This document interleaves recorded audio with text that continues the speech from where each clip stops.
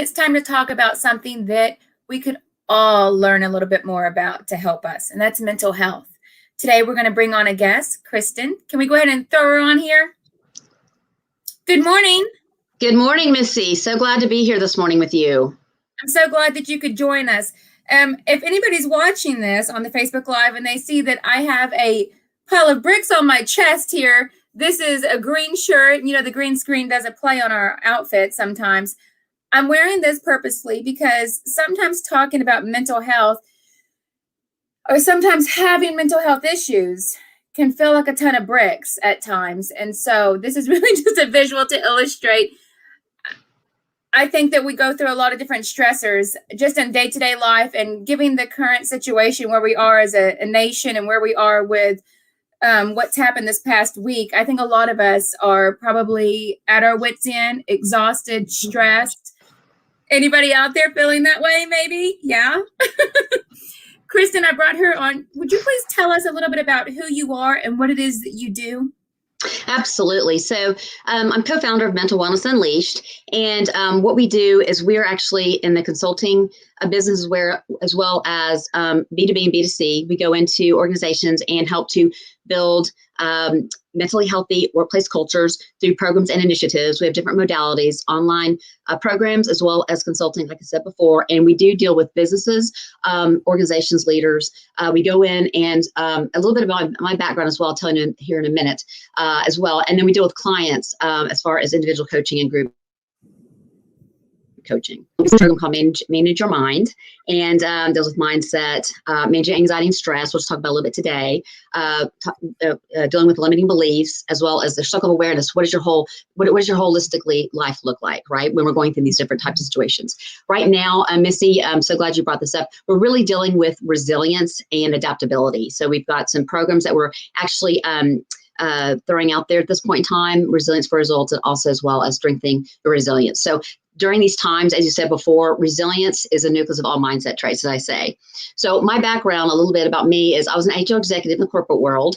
And back several years ago, I was actually diagnosed with PTSD, clinical depression, and clinical anxiety. And throughout my therapy, I not only went through CBT, which is cognitive behavioral therapy, I actually started developing techniques around that therapy that I did during therapy, after therapy, and still to this day. And what these tools do is they actually help you to develop, maintain, and sustain the ability to be resilient and mindset growth.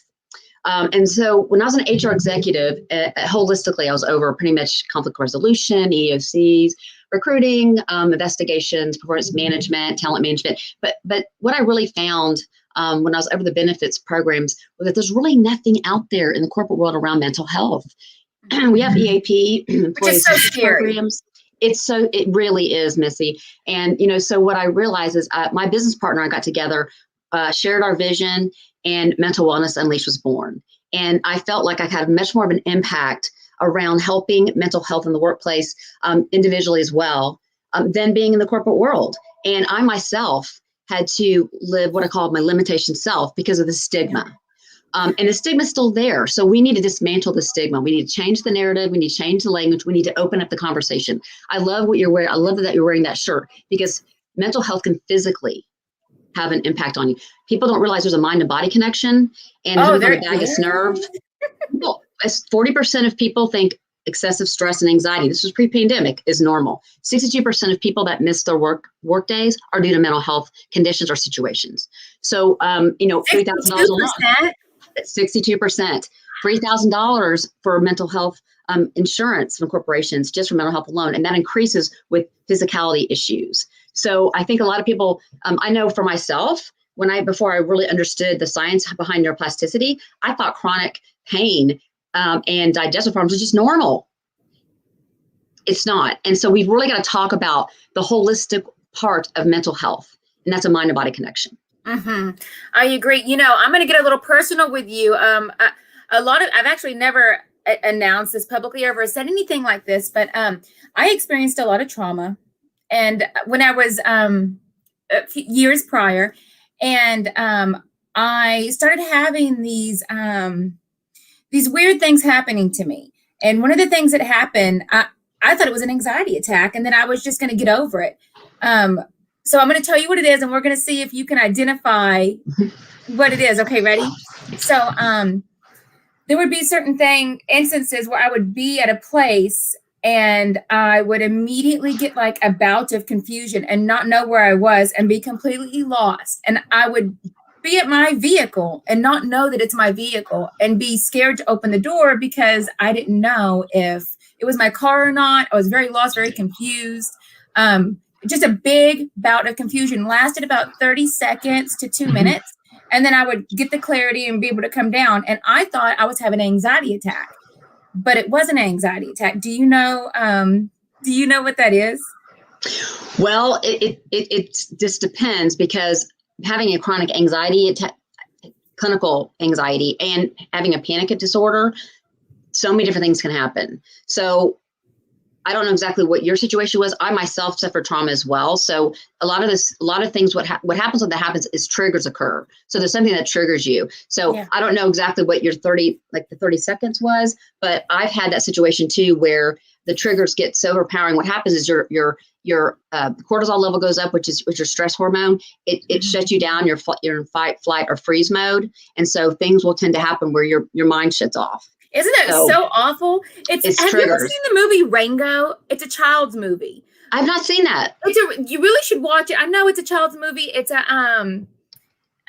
it's got Johnny Depp plays the main character. It's something that would be really great for you to watch, especially for children who are going through stressors and things in their life. I feel like it speaks to you on a different level, but it does have adult humor in it. There's this lizard in it, and you can tell she's gone through so much that whenever something bad happens or she gets stressed, she freezes up and she can't move. And that's her defense mechanism, is she locks up.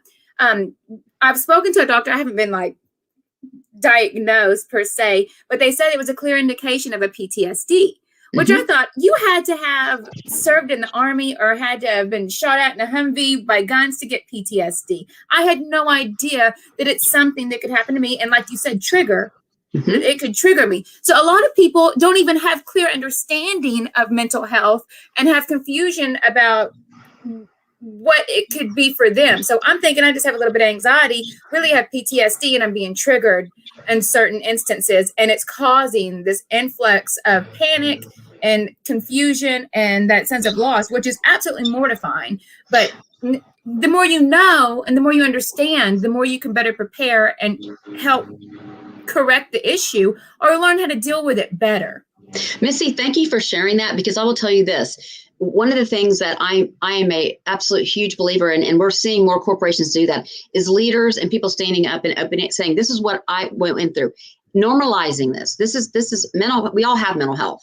So we need to normalize these situations. So what you went through was the freeze. You went through freeze, the flight, fight, or freeze. That's what happened. So I've experienced all those. And, when we talk about neuroplasticity, we talk about amygdala, the hippocampus, the prefrontal cortex, all these. The amygdala is all about your emotional responses and memory. And you've got your prefrontal, which is your problem solving, your concentration, your decision making. So when our cortisol goes up and we go into these areas, and some people don't really realize the science behind it, our body reacts physiologically.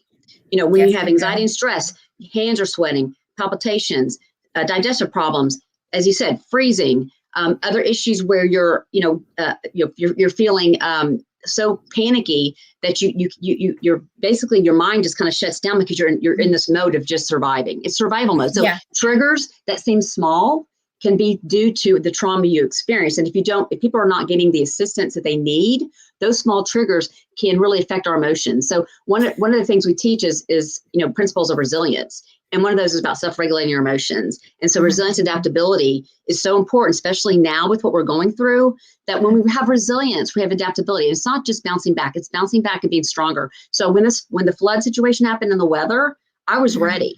I was ready, and I was ready to kick it in. So that's the beautiful thing about resilience, is it's a skill that can be taught and sustained. People are born with it. It's a skill. So that's the thing about mental health. And, we talk about mental health conditions as well as people just mental health in general that are going through duress, veterans, people that are going through PTSD, we lose $1 trillion nationwide due to the number one disabilities in our nation, which is depression and anxiety. And the two generations that are suffering the most from this now are Generation Z and millennials. Mm. And the thing I find so devastating about what's happening with mental health awareness and where we are with this is a lot of us are masking it with medication. Mm-hmm. We aren't looking at, and it might help with the side effects or mask the problem temporarily, but then you deal with addiction.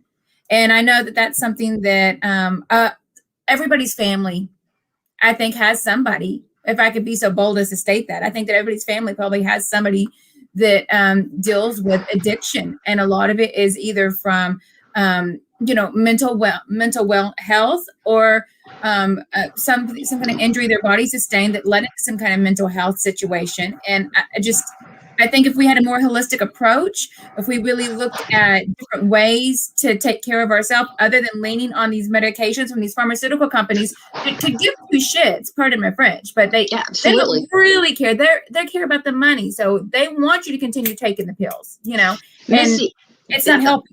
Yeah, first of all, thank you for sharing that, because yes, everybody has either experienced, and post-pandemic, this percentage of people dealing with mental health conditions or mental duress is over half. Okay. And, Wow. In 2021, over half our workforce is going to be millennials and Generation Zers. So we really have to be on top of this. But thank you for sharing that, because yes, everybody does have somebody that's been touched by mental health in some way. And what's beautiful about, I said the word beautiful, what's beautiful about opening the conversation is once you start talking about it, everyone just starts opening up. I'm going to give an example. My mom, for instance, has a tennis team, and she was talking about me in some aspect of something, and then all of a sudden her friends started opening up saying, oh yes, my child or my nephew has bipolar, I know my friend's son has schizophrenia. So all of a sudden people start talking about it, and it's normalizing the conversation. So I always talk about leaders, other people saying, oh, I'm kind of worried about opening up the conversation because I have to be a therapist.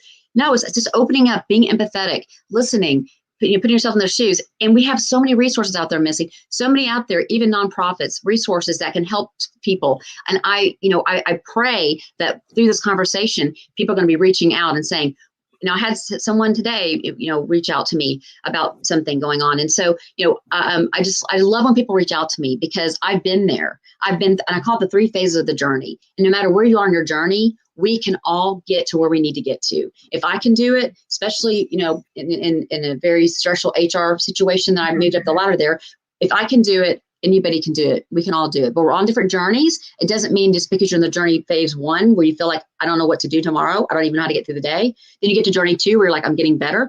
I need some help maybe.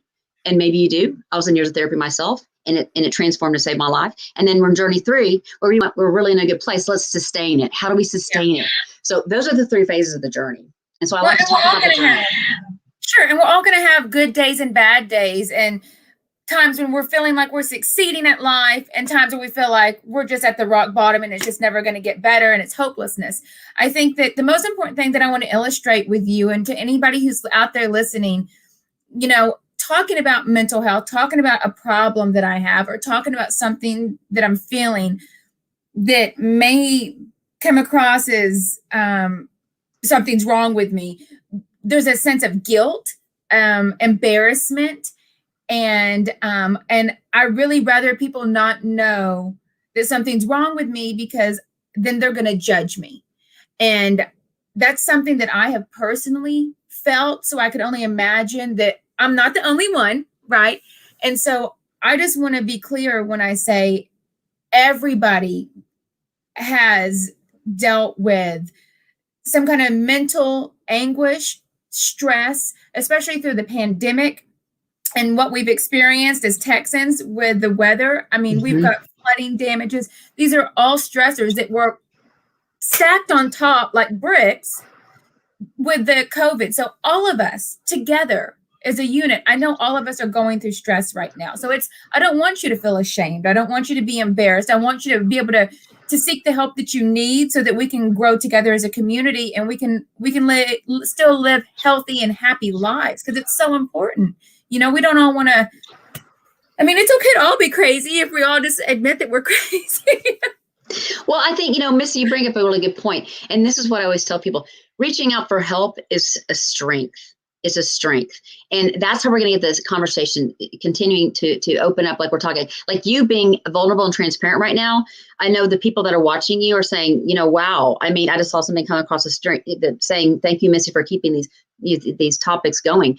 This is what we need to be doing. We need to be having these conversations. We need to be vulnerable, transparent. We need to say, hey, I always talk about myself in terms of my professional and personal life. I mean, I had severe PTSD, and I was able to get through the steps of the journey. I reached out for help. I got the help that I needed. And that's why I always, anytime I have the opportunity to share with wonderful people like you, these topics, it is so important that we keep this top of mind. We got to keep talking about it.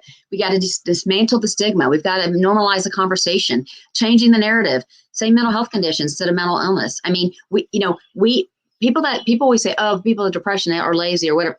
Absolutely not. And to your point earlier, the shame, guilt, and the blame and all the stuff that goes with it, we have to start to neutralize that because people are internally isolating. And especially with the pandemic, we're isolating. And that is one of the absolute first things we need to stop out. And we talk about, our community, in fact, with one of the circle of awareness, mental health, our physical, our community, finances. What are we doing as far as ensuring that we are not isolating? Because people on the journey phase one oftentimes will isolate because they feel like I don't know what to do. I don't know who to reach out to. I don't know how to handle this. I can't get out of bed. I can't take a shower. These are basic things.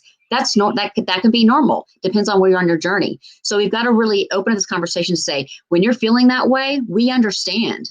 I've been there. I know. And it's okay. It's okay to feel that way. It's okay to not be okay. That's exactly what I was going to say. It's okay not to be okay. I love that. And there's somebody who I will mention here, Glenn Marsden, has a fabulous, amazing, it's called Imperfectly Perfect campaign. And that's what he talks about. He's from Australia, but he's actually bringing this to the US. And he's actually going to corporations with Imperfectly Perfect campaign. It's okay to be imperfect.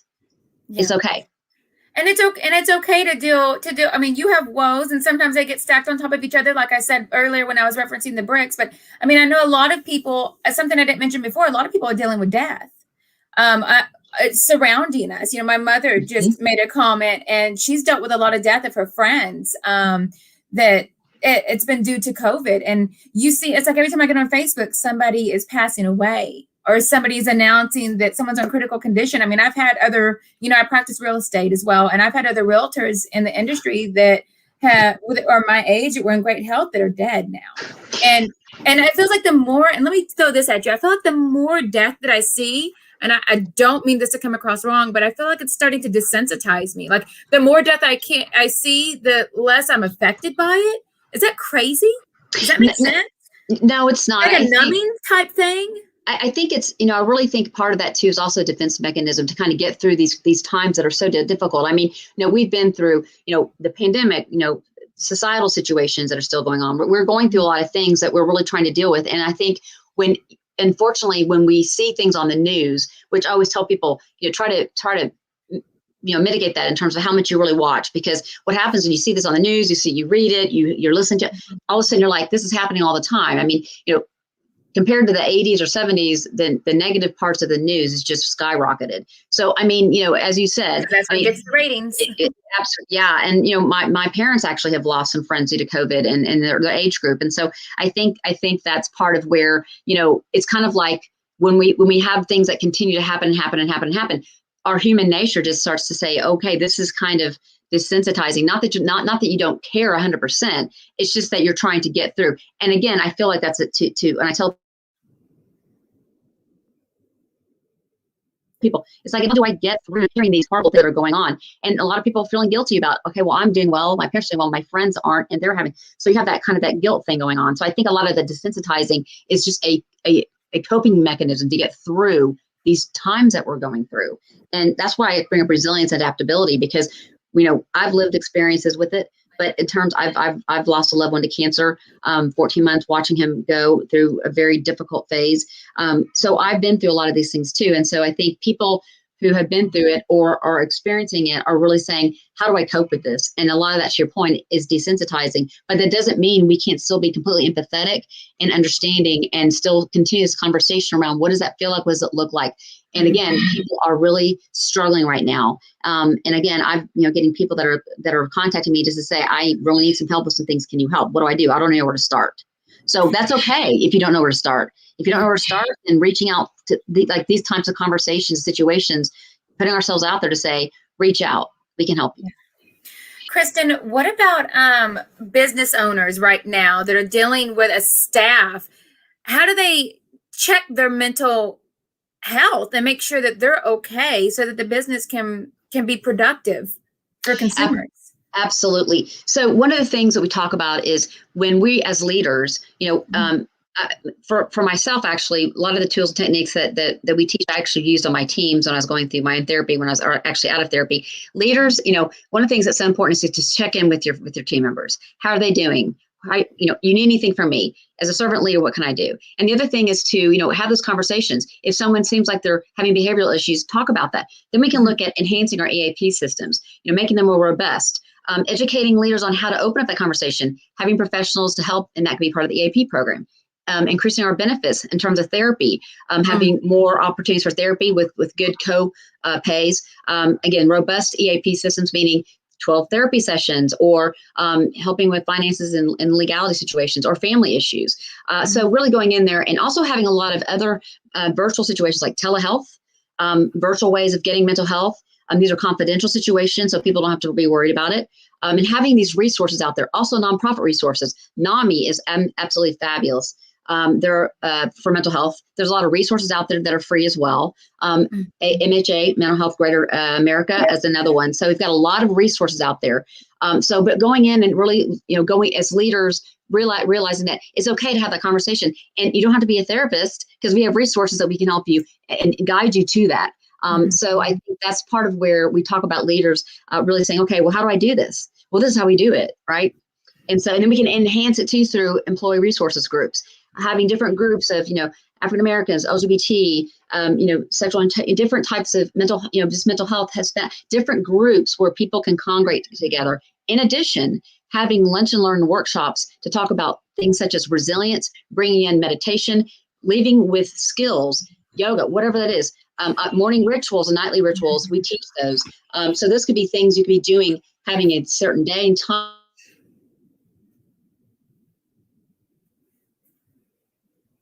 These lunch and workshops, bringing these topics around mental health, so impactful. I agree.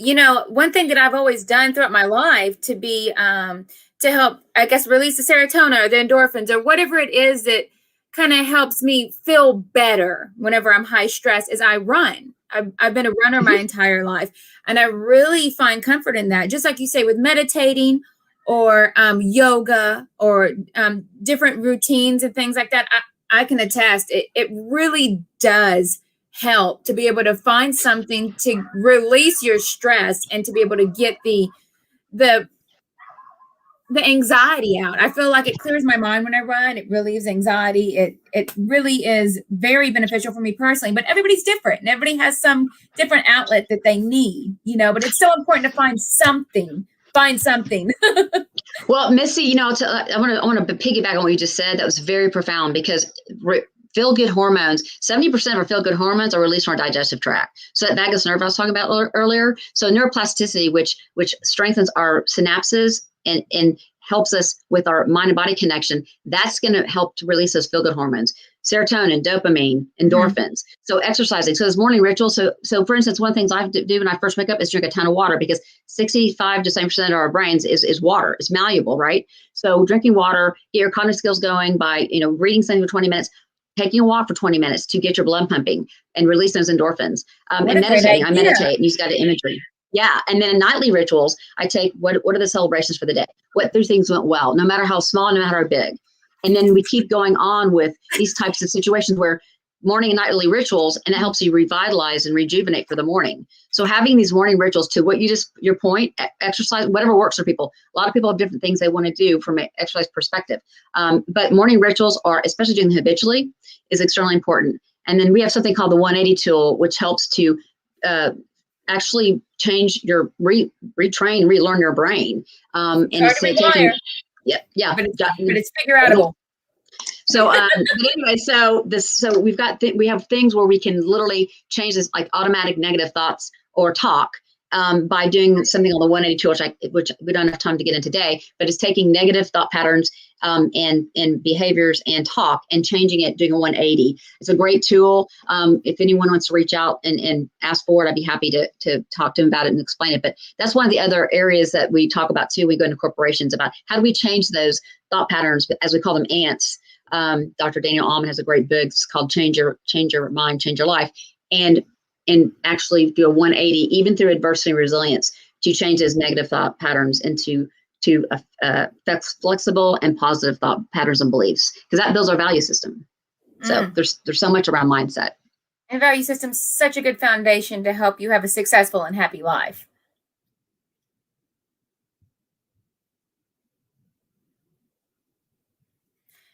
You're just a little frozen. Yeah, there you are. You're back. You froze for just a little bit. Yeah. So I love what you said. And so, we talk about mindset and how we can kind of get through these difficult times, and we can really, our neuroplasticity, really, there's so much science behind it. I wish we had 2 hours. My business partner was last. She's like, I geek out on science behind our brains, because we really truly can. The brain is amazing. The capabilities that we have, the percentage we use. Oh my gosh. And just like a muscle, you got to work it out, because when you work it out, then it becomes stronger. And see, people don't realize it is a muscle. And so it's just like anything else. Like, the doctors that don't take scans unless you have to have them are psychiatrists. We take scans for our bones, for our arm, but when we do scans, there's 2 doctors, Dr. Daniel Amen and Dr. Dialish, that have done so many scans, and it shows how when we really start to relearn, retrain our brain, because people always thought only as children can we do that. But our brains are malleable, and we can change the way we're thinking, our thought processes. So that's why we always talk about the mind and body connection, because there's so much behind the science around our brains. And so during these times, which are difficult, and adversity and challenges, building up that skill of resilience and adaptability and bouncing back is so important right now, especially for people that have mental health conditions and that are really going through mental distress and emotional distress. That's such a good word to put on the mirror to wake up in the morning. Resilience. Stay resilient. Stay positive. Affirmation. Things like that is going to help. If you always talk bad to yourself, your best friend's right here. Absolutely. And so if you're always talking bad to yourself, you're going to start feeling negative. But if you promote yourself, talk good to yourself, give yourself words of affirmation. I know it sounds silly, but it really does work. You can put things out there that you want to receive and claim them. You can. You really can, and it will work. With affirmations and mantras, we're still on the same page here, Missy. When we teach this, it's always like, say it in the morning, write it in your journal. The more you say it and write it down, the more you're going to believe it. So it's kind of going from a non-reality to a reality. Say it 3 times a day. Say it during the day, write it down, and say it at night before you go to bed. I even encourage people to record their affirmations in their phone and listen to it before they go to bed. It is a game changer. So as we have internal talk, which is our reality, meaning, I get this, people always, when we're coaching, people always say, I feel like I'm not able to do this, or I'm not good enough, or these things that so many times we learn in our childhood or other things. When you change that non-reality to reality and start saying it every day and listening to yourself say it out loud and write it down, it starts changing your brain. So there's so much to this, Missy. I'm so excited to be on your program today to share this, because there's so much we can do, and people just need to start really opening up the conversation and saying, hey, tell me. I had someone today, like I said, emailed me and said, I don't even know where to start. And I said, well, we know what, we'll talk about that today. And that's why I'm excited to be on your show, because so many people, she's like, I don't know what to even start. I don't know what to do. And I said, we'll talk later today. So that's what's exciting about people that are now starting to say, I feel comfortable reaching out. I may not know what to do, but I'm going to reach out and ask. That's the first step. The first step is finding somebody. Make sure if you're out there and you're struggling with depression or wanting to improve your mental health, make sure that you're talking to somebody, that you're finding an outlet. We've got Kristen Dunry here. I said your name wrong. That's okay. Durney. Durney. I'm sorry. Call Durney to help you with your journey. Is that you can see her website right here if you guys want to take a look at it. I'm really interested in that book that you mentioned earlier, Change Your Mind, Change Your Life. I think I'm going to go see if I can find that on Amazon, because I'm always looking for a good read. When you fill yourself with goodness, and goodness is going to come back out. We are at our 10:30 mark, so our show is done. It went so fast. I know it was so good and juicy. If you have any links that you want to drop below for our guests that might find value in that, please do. And guys, if you're interested in reaching out to this wonderful woman and getting assistance with your mental wellness, you can contact her through this website. Is that right, Kristen? Absolutely. I can put I've got my email address here as well. I can drop that down in there for perfect. you. Yeah, I'll drop it down in the link for anybody that wants to communicate with absolutely. you. And even if you just have a question, even if you just want to talk, I mean, just reach out. I'm here. So especially during these times in Texas, I know, but in general, we still have things going on. So please reach out. I'm here. Missy, thank you so much for having me on your show. I feel so blessed and honored to be able to share this with individuals. And I really hope this helps people out there. If you're in a part of your journey where you're really needing to reach out is a strength. There's a lot of resources out there to help. Thank you so much for being on the show today, Kristen. You've been a breath of fresh air, and I'm just so grateful that my viewers can know that you're there to help. Guys, I hope that y'all have a beautiful Thursday and a nice sunny weekend. And reach out to Kristen with any questions you may have. She's here to help. And until next Thursday, I hope you guys have a great time and stay smart and stay healthy. We'll see you next time. Thanks, you, Missy. Kristen. Thanks, everyone. Bye-bye.